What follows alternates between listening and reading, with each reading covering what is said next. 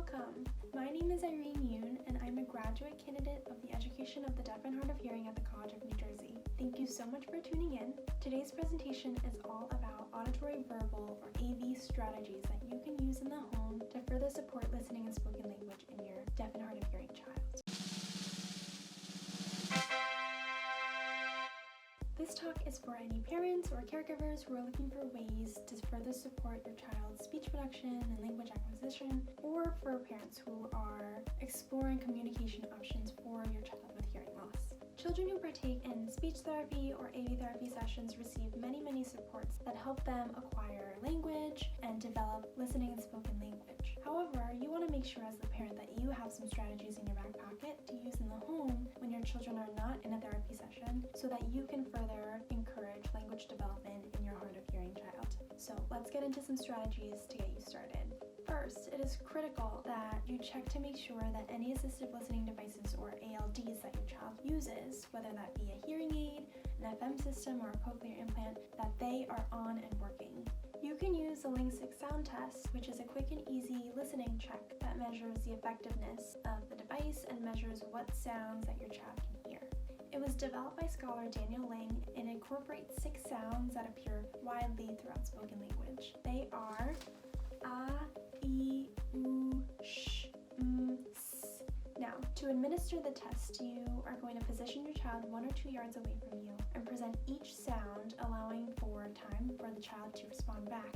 Don't be afraid to mix up the order or even to say nothing at times, because that teaches your child not to memorize the order but to listen, and also encourages the idea that it's okay not to hear anything at all. You can also use battery testers or listening tubes to further check to make sure that ALDs are on and working. If there's wax, you can use a damp cloth to wipe down the ear mold, making sure not to get the hearing aid wet.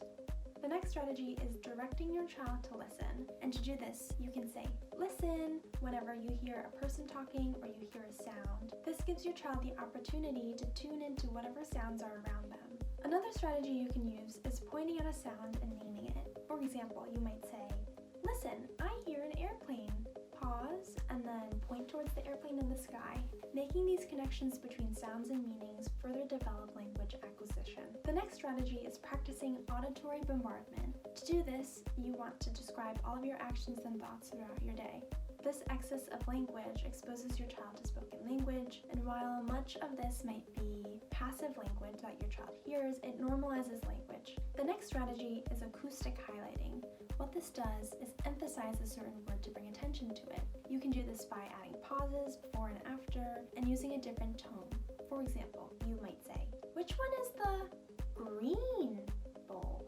This lets your child know that you are looking for the word green. Perhaps you have several bowls of different colors and you're asking for the green one. If your child needs visual supports as well, you can use what's known as the auditory sandwich. This is providing an auditory cue first, an auditory and visual cue next, and an auditory cue again. For example, you might say, "Turn the page," then pause, and you can provide a sound, a gesture, or point. "Turn the page," and then you can say, "Turn the page," once again. So now your child has heard the sound, heard and seen, and heard the sound again. Also, you should consider choosing the best listening environment for your child. What this means is choosing an environment that does not have so much background noise, such as a TV in the background, some music playing. Maybe a busy street is not the best option for a listening environment.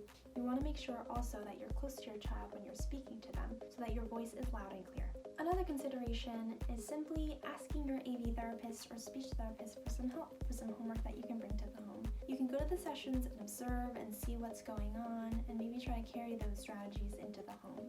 And lastly, take a break. It is okay to take breaks. Listening is hard work for someone who doesn't hear naturally and rather relies on listening technology to hear.